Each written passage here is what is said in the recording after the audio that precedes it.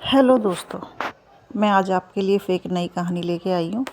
मेरी आज की कहानी ये मैंने कभी अपने पिताजी से सुनी थी, तो जो मैं आपको सुनाने आई। तो कहानी शुरू करने से आप मेरा चैनल लाइक शेयर और सब्सक्राइब ज़रूर कर दीजिएगा।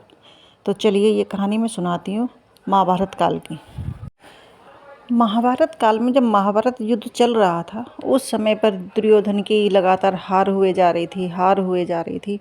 तो वो बहुत क्रोधित हुआ और उसने पितामह भीष्म से झगड़ा किया और पितामह भीष्म से कहा कि शायद आप नहीं चाहते कि मैं युद्ध जीतूं।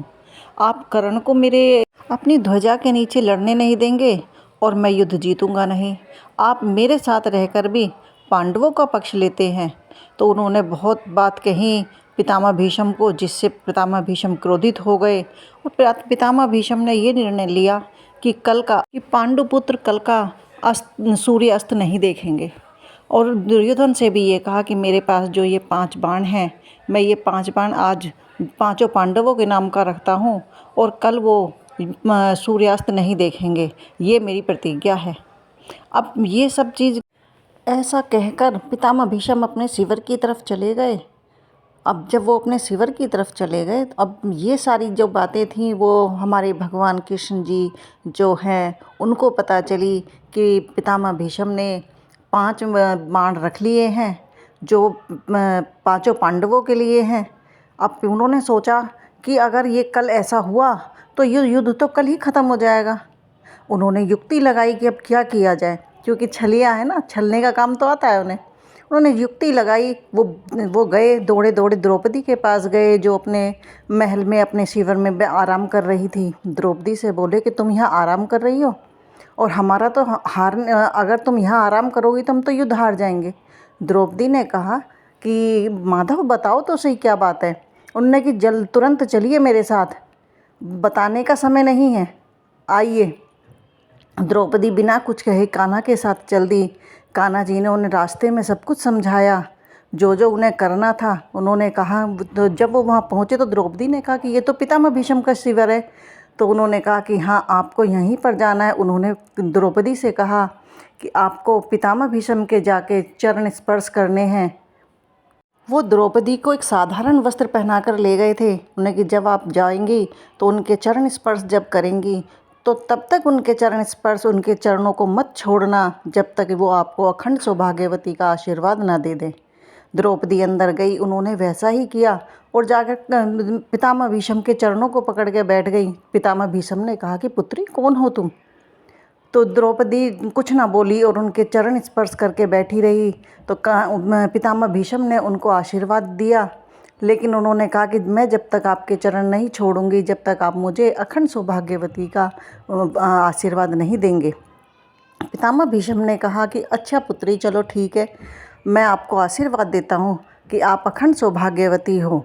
इतना कहने के बाद जैसे ही पितामह भीष्म ने ऐसा कहा, द्रौपदी ने अपना जो घूंघट उसने अपने मुंह पे डाल रखा था उसने वो उठाया।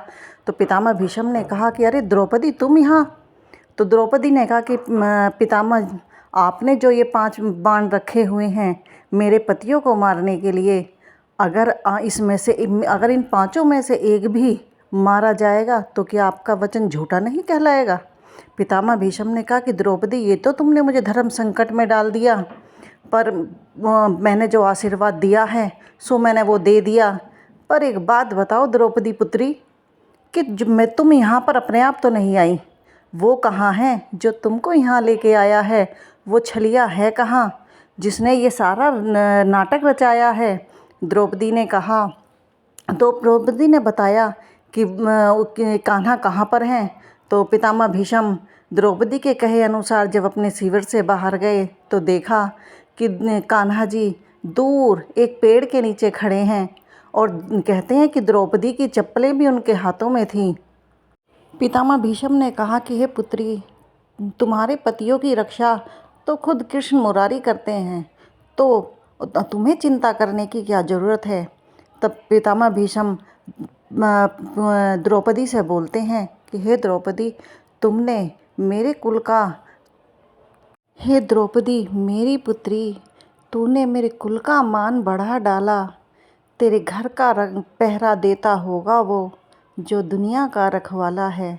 हे द्रुपद सुधा मेरी बेटी, जाओ अब विजय तुम्हारी है। तेरे पतियों का ना बाल हो बाका, जब खुद रक्षक कृष्ण मुरारी हैं।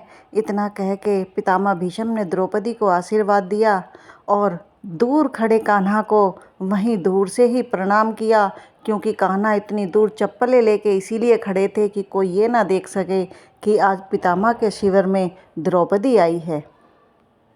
तो बोलिए आपको मेरी कहानी कैसी लगी, ये आप मेरे को बताइएगा कमेंट्स बॉक्स में।